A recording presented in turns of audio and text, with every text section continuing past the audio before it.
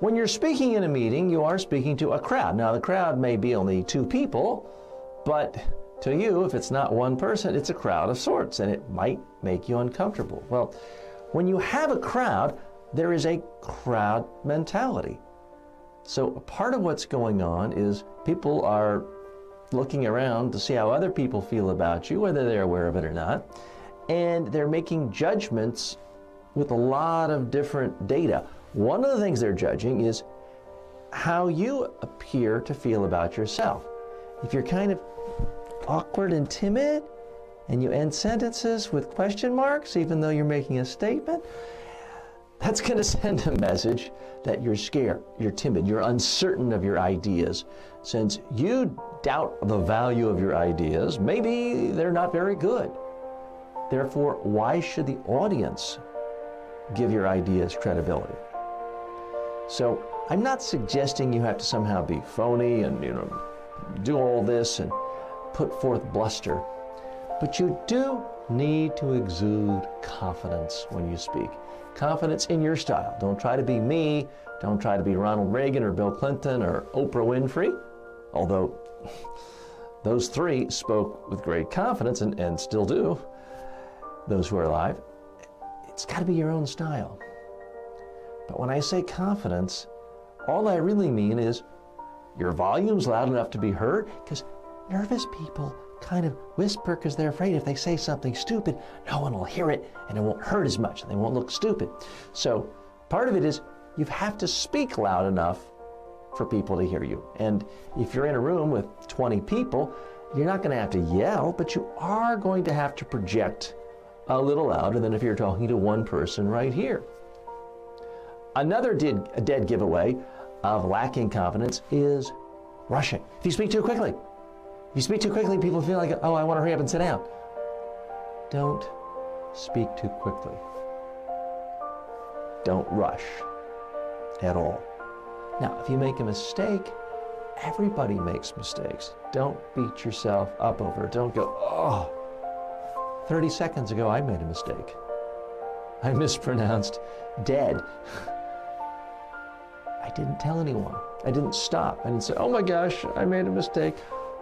I just kept going. I corrected myself, the correct word, kept going, didn't wince, didn't look embarrassed, didn't do anything awkward, and it becomes less noticeable. People won't remember your mistakes by and large, unless it's just a colossal error. You say million and it's really billion and everyone knows the number's a billion. For the most part, people don't notice your mistakes in what you say. They notice your reactions to yourself.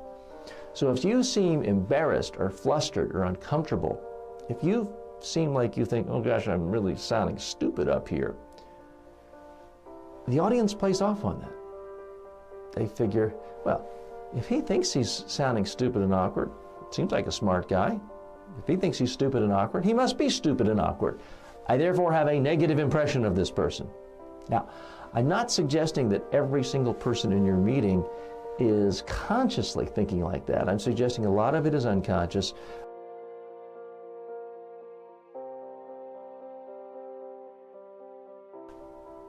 As you start this whole process, as you go from not speaking out at meetings to speaking out, it's only natural not to be incredibly confident. So I'm going to teach you in a moment or so in the next lecture how to appear to be confident so that we can at least trick these audience members. Again, we're not trying to con them out of their money or anything.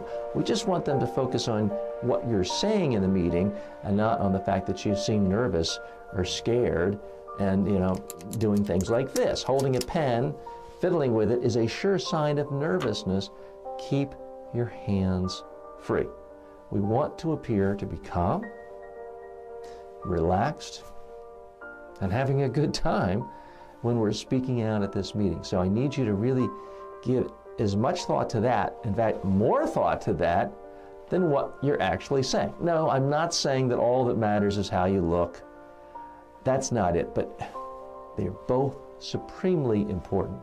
So you've got to learn how to look comfortable, confident, relaxed anytime you're speaking at a meeting, whether you're sitting down at a table with 5 people or standing up in front of 500 people, you need to look and sound relaxed. Otherwise, people are going to be worried about you, focused on you.